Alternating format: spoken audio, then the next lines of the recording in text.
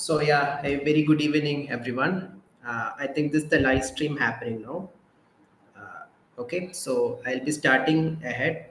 So now I know many of you are struggling or doing their best to crash the PG and get into very good your what should I say your dream subject. And so when I'm talking to you, I can remember my days where I was preparing for my PG. Yeah, that time like I used to write every note sticking on the wall. It was like the entire wall sticked up with so many notes and everything. Obviously it's a hard time that you have to struggle now, and obviously you'll get a fruitful life ahead of after joining the PG. And I always say to everyone, just push your limit and never settle with what you have. You will get what you want. Okay, so with that, we'll start with the today's session, and I hope you have gone through the details of. So I'll be telling you all of in a glance. I'm Dr. Ankit Mohan, and I'm your pediatric dentist. I'm working in the government sector of Madhya Pradesh. So yeah, with that, we'll start with the screen. So I'm going to share my screen, and in between, we'll talk about what all to study, how to crack, and what are the tips and tricks like I did for my PG. Some little stuff that I can make you to understand, and I feel like a very little thing which I know might be very helpful for you and for your future. Okay. So with that being said, we'll start. Okay. So I'm sharing my screen.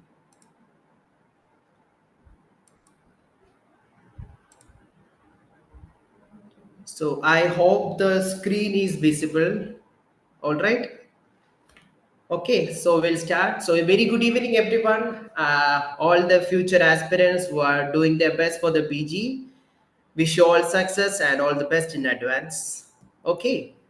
So always in every session there are some sort of motivation that every people will say. Obviously from my side also, it's not a motivation. I just want to say in the world of medicine, every achievement starts with a dream. It's a fact because I know like when I was in the time of plus 2 or after plus 2, I get into the long term coaching, which I don't know you guys remember or not. That time we were in the dream of getting into a medical field and getting fruitful. That time we'll think like getting into medical field itself is a life settled thing. After got into medical field, there was struggle for the dentistry. In fact, I did my UG from Kerala. Then I did my PG. So life is a roller coaster with so much of good things and bad things. But when you have a very good education or when you have very good base, you can fulfill very good dreams in the future. So with that, I will introduce myself. Hello everyone, I am Dr. Ankit Mohan. So basically, I'm from Kerala, okay, and I did my undergraduation from Kochi. Then I did my post graduation from Madhya Pradesh, where I'm specialized in pediatric dentistry, which you all might know, okay. In meantime, I took some fellowship also. That's what you can see, okay. So today I will be your mentor. I will be your helping for you to crack some good things about pediatric dentistry. So we'll be unlocking new horizons. And yeah, I know majority of you know that in the I obviously you guys might be knowing in the MDS examination there are some clinical subjects and non-clinical subjects. So in my perspective, I always want you people to have a basic idea about what you're going to study, like the clinical aspect of what maybe like you're studying about root canal, and you always have that visual treatment of what is root canal and how to do maybe like restoration. So these clinical things now when you have a basic idea or basic fund of that thing, you can some or the other way you can crack some questions. I always say to everyone, never ever expect a question in the same way which you have seen in Dental Pulse or anyone. There are chances where the question can get tricky. So if we have very basic idea about what is the subject or in what aspect it is coming, you can have the probability to crack that question in a very good way. Maybe like elimination method, which I hope you all might know how to. Every question, when you have the confusion about answers, you can eliminate and we can rule out the correct answer. The probability of getting right is also very high. For that, I was saying you should have a very good or at least a very good base about what question you are dealing with. All right. So yeah, I was going through the pediatric dentistry, obviously the clinical subject, especially the pediatric dentistry. I've been going through some important questions in pediatric dentistry. I could find out some very interesting, very important, some sort of tricky question that you can expect for your PG examination. So MDX examination. In bits in the beginning, I just want to apologize for everyone that my English will have a mix of Hindi, because for the past 4 or 5 years I've been into North India. My English will come with little bit of Hindi, some sort of matlab, acha, some sort of will come, but it's TK. You can understand that. It's not a big issue. I just want to apologize just in advance. So what I was saying about the questions, okay? So I was going through some previous year question paper. I saw some interesting questions and some important questions that you can expect. And like I said, in every question there are possibility of one or two questions. So if you have a basic idea about what you are studying, or you have idea about the concept, you can crack the answers, okay? So in every question, whatever the minimal possible explanation, I will get you to understand in a very simple way. Okay, all right. So yeah, shall we start? So first question: a tooth that has been treated successfully with pulpotomy technique should have after 1 year. In that you can see it's mentioned about pulpotomy. So basically, for every tooth, what are the options? Restoration, then pulpectomy, it's extirpation of pulp, entire pulp, crown structure and radicular, then pulpotomy. And when it is an adult tooth, you can go for what you say, root canal treatment, and based on the apex formation, some other treatment alternative. So in this question, it is mentioned about pulpotomy. So I hope you know what is pulpotomy, where the radicular portion of the pulp is kept untouchable or intact, and the coronal pulp is removed, followed by placement of suitable medication. It is called pulpotomy. So when obviously it will be done in a vital tooth, yeah. So when this question comes, a teeth has been treated successfully with the pulpotomy. After 1 year, what all you can expect? A normal periodontal ligament and lamina dura. It's obviously a right question. It's an answer. And radiographic evidence of calcified bridge if calcium hydroxide has been used as a capping material. Obviously, here it is mentioned about calcium hydroxide. In the coming one or next after the 2 3 questions I have mentioned about calcium hydroxide. From there we'll talk about. So there is radiographic evidence of calcified bridge if calcium hydroxide had been used in the capping material, which is also right option.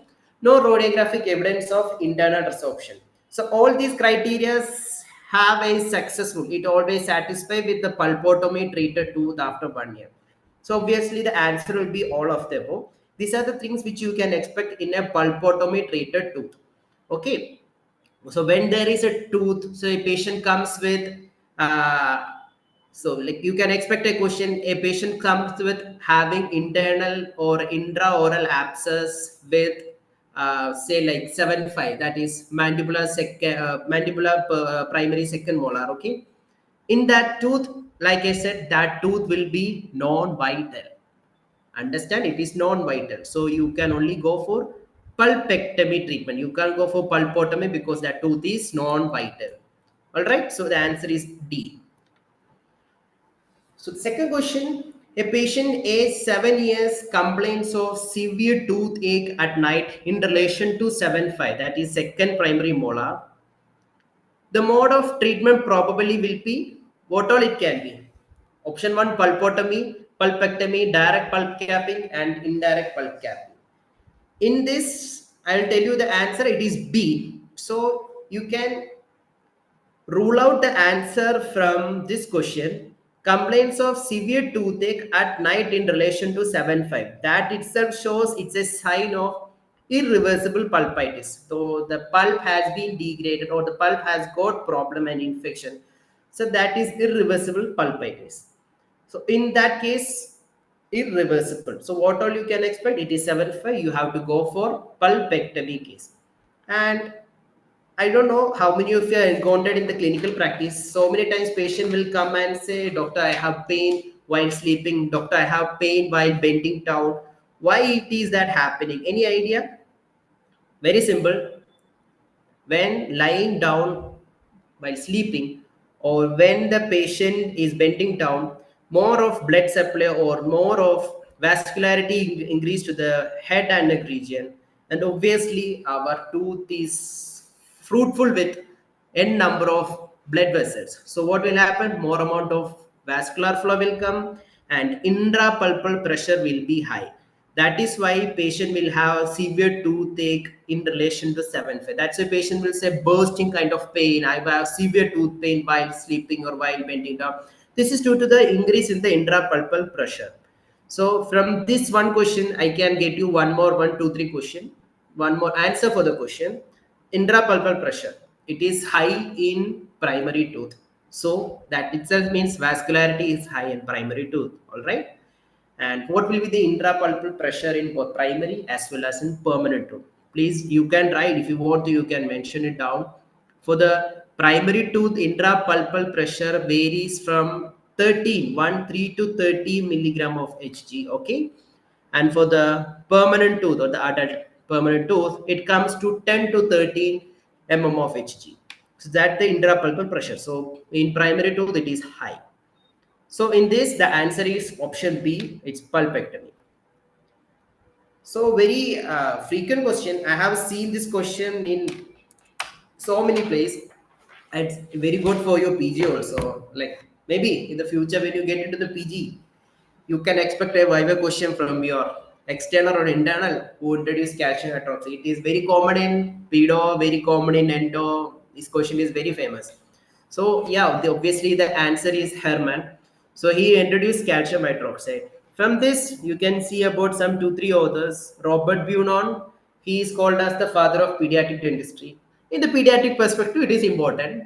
So yeah, you can see. I've always say, like, my dear students, like, there are so many, like in the PG cracking examination, you will be seeing n number of authors and n number of materials who invented MTA, who invented this calcium hydroxide, coming with that also. So it is very difficult to remember as a student. When I was in that preparation phase, it was very difficult for me to remember everything, all the names. Like I said, having a concept, everything is absolutely perfect, but it is very difficult to remember the names. There is no option, you have to remember it by heart it. For that, I used to do this thing. Like I said, take a sticky note. Whenever you feel like some question is important, obviously your mentor will say this question is important. And when it comes like this, just mentioned in a sticky note, write Hermann, he introduced calcium hydroxide. Robert Buenon is father of pediatric dentistry. Wilson and Kent, he has invented GIC, the very famous thing. So if you write it and stick it over there, obviously some or the other day, I know majority are not going to be a, I don't know, I'm not a robot who sit and study continuously for the 10 hours. I can't even sit more than half an hour. Half an hour, I will take a break of maybe 5 minutes or 10 minutes. So utilizing that 5, 10 minutes is also a productive thing. So what I used to do when that break comes, that sticky note is there. When I walk, I will go through this wall. These things will strike into my brain, so I will remember what I have studied or what was that topic. So it is a kind of rapid revision, or it's like a brush up happening to my brain. So I can remember this thing. So what's the advantage when a question comes for example, this question is coming for your NEET exam. Calcium hydroxide, the moment when it comes to your brain will say it's Hermann, because this thing, frequent adaptation of a picture or whatever it is, it will create that into the brain and it will go into the long-term memory, all those blah blah blah things. This is something which I have experienced and I have made it benefit for myself. So yeah, the answer is Hermann, who introduced calcium hydroxide, and Robert Buenon, father of pediatric dentistry, and Wilson and Ken, he invented GIC. The answer is option Apple A. So one another sweet important question which same you can expect in the PG also. The pH of calcium hydroxide. Always remember calcium hydroxide is has got alkalinity.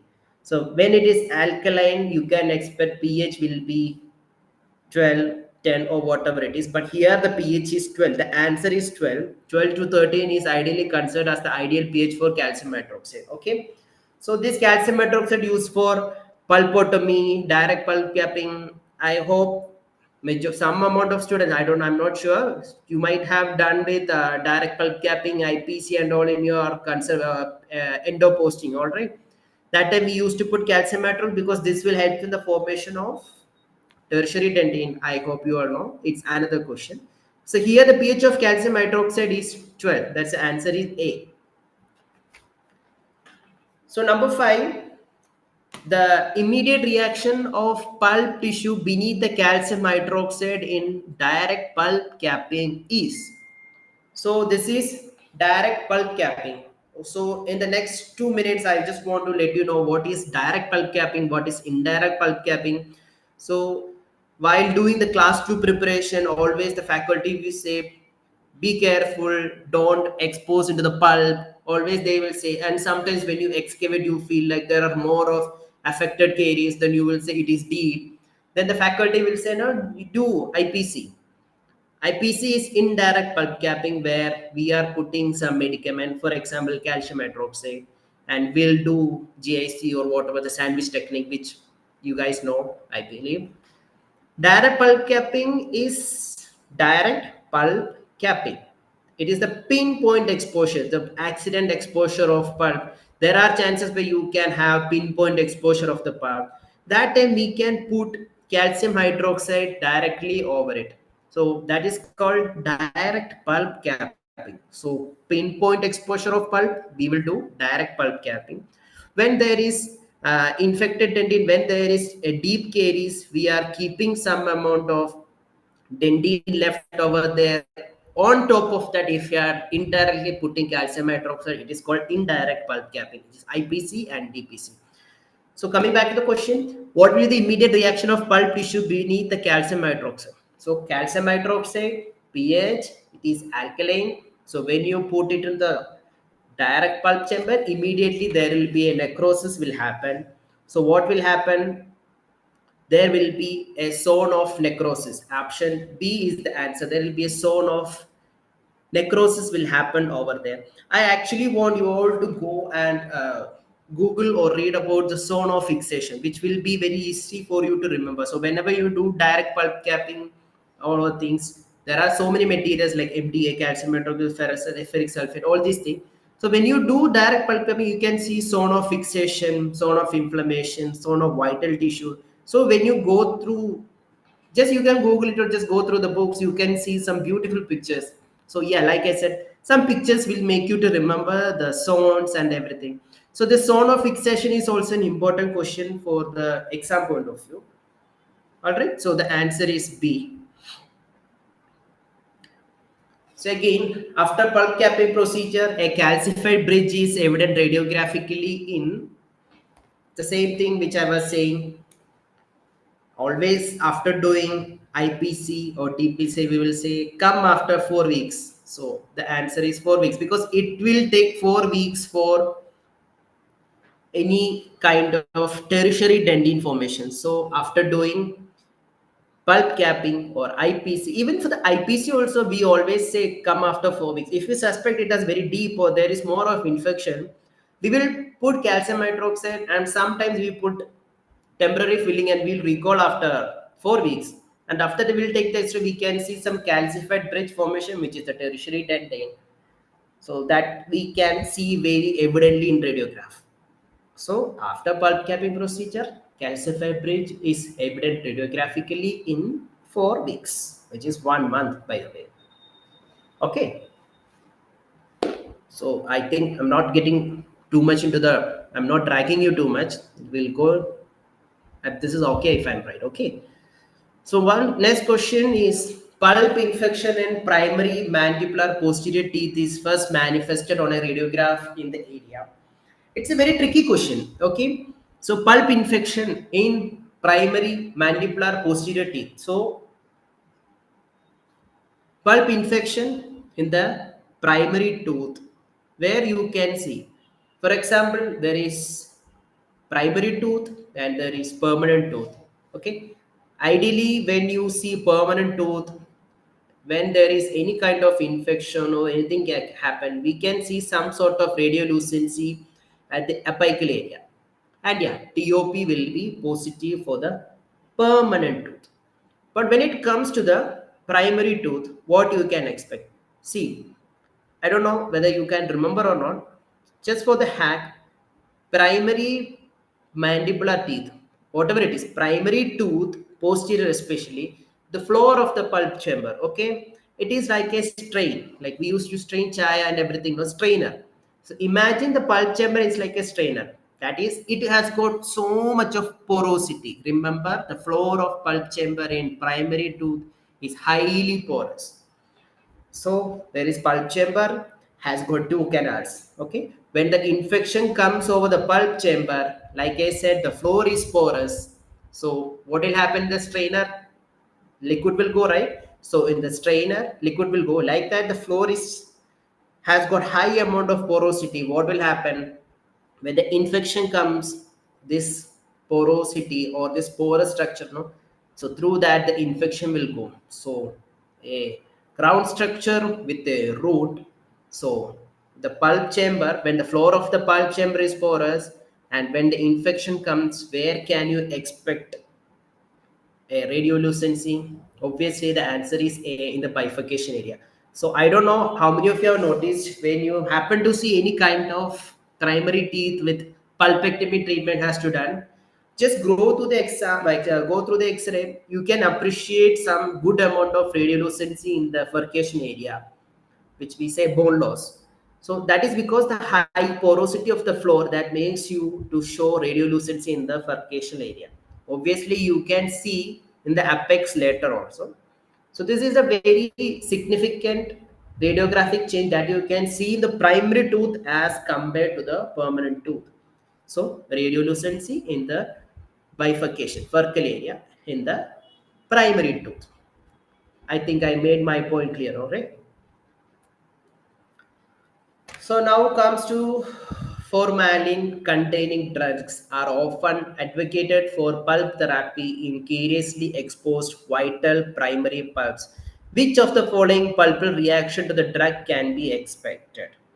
So formalin, which is called formacrosol, I think for your UG exam, many of you have read about formacrosol, pulpotomy, formacrosol. So this is what it is for.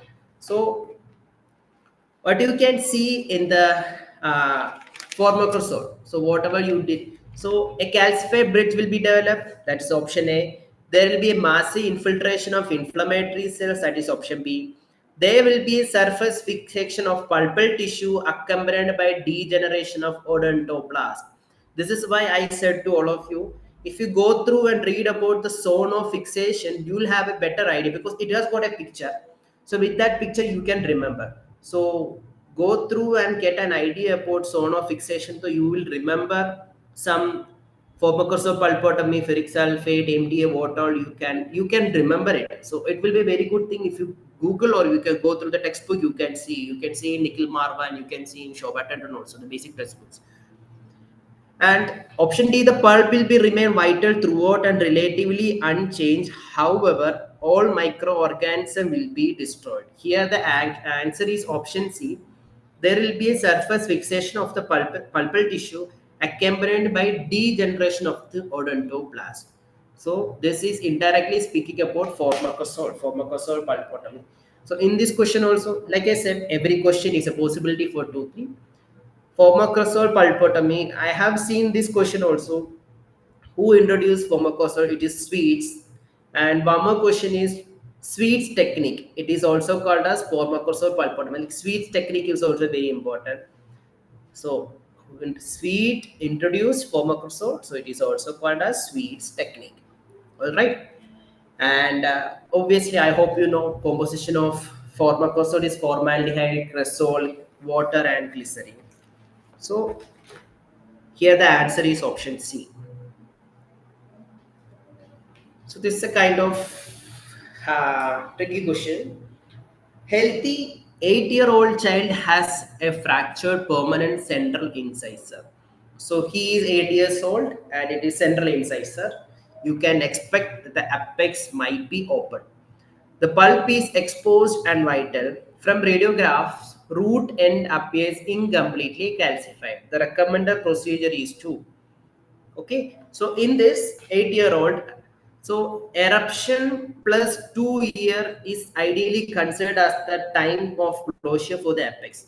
So the patient comes with 8-year-old and he has got fractured central incisor, pulp is exposed and vital. What treatment you can do?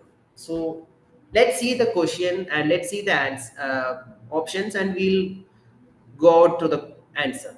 Number one, cap the pulp, which is not an option. Okay, and very good amount of exposure has happened and it is vital.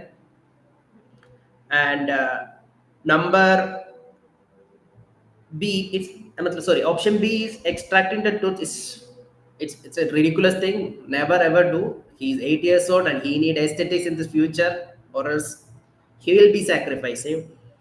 Number C is perform a pulpotomy. And number D, remove the entire pulp. Here it's a tricky question. Option C is the answer. Perform a pulpotomy. Why pulpotomy? Like I said, pulpotomy is removing the coronal pulp where the radicular pulp is kept like that. So here we are doing pulpotomy for the central incisor. Why?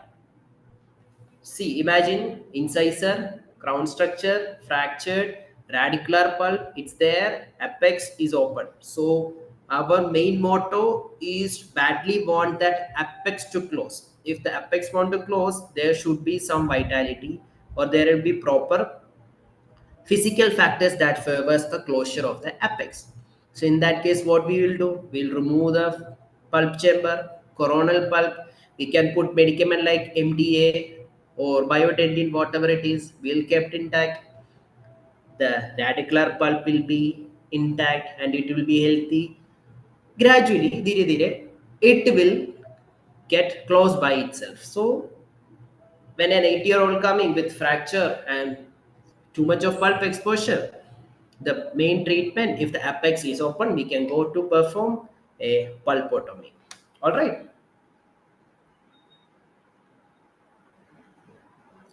Another important question, which I have seen in so many question papers. Stainless steel. This is actually important for the PG perspective also. Stainless steel crown were popularized by, answer is Humphrey, and in this you can see Kennedy, Kroll, Mink, and Hill.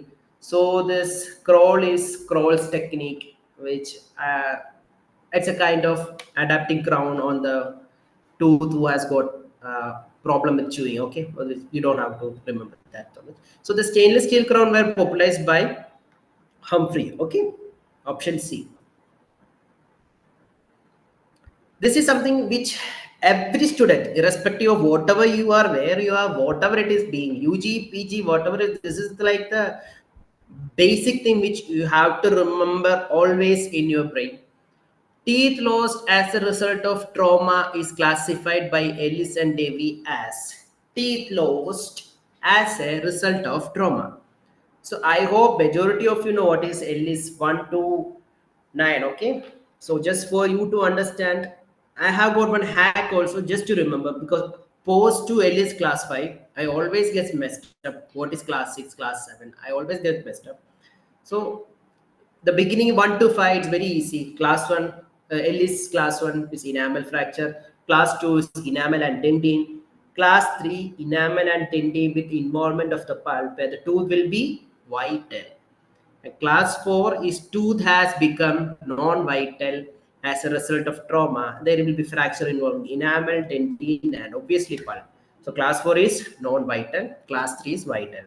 Class 5 is avulsion, that is teeth lost as a result of trauma. This is most commonly seen in the pediatric cases. I have encountered many cases with complete tooth loss of one central incisor. So teeth loss as a result of trauma is classified in class 5. That is option D. Okay.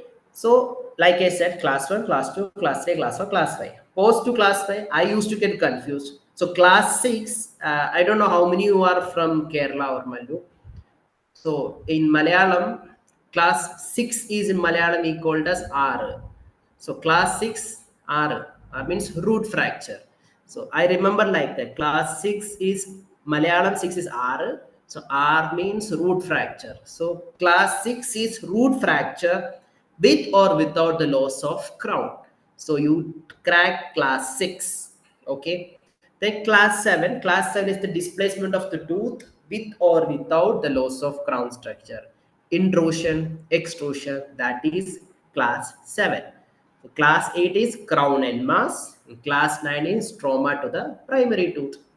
So class 1, class 2, class 3, it is vital, class 4 is non-vital, class 5 is avulsion or teeth lost, complete teeth lost as a result of trauma. Class 6, it's root fracture. Class 7 is to movement of the tooth with or without the crown fracture and root fracture, that is intrusion and extrusion. Then what was class 8? It is fracture of crown and mass. And class 9 is trauma to the primary tooth. So here the answer is class 5, option D. Very easy. Now you understand. Non-vital teeth belongs to dash of Ellis and Davis classification. Class 1 is enamel, class 2 is dentine, class 3 is vital, class 4 is tooth has become non-vital as a result of trauma. So obviously the answer is option C, that is option B, it is class 4. So my mistake, option C, class 4. So class 4 is non-vital tooth. So the answer is option C. Okay, now coming to 13. Question number 13. Acid etching was introduced by, it's option A, Bowman. Bowman did the introduction of acid etching, and here it is Bunocore. Bunocore, he actually introduced BIS GMA resin system. See, these things you can write it down, which will be very helpful for you to remember. So option A is acid etching was Bowen, and Bunocore introduced BIS GMA resin system. I hope you remember Wilson and Kent. We spoke about in the beginning question, Wilson and Kent. Obviously, it's GIC. So he introduced GIC.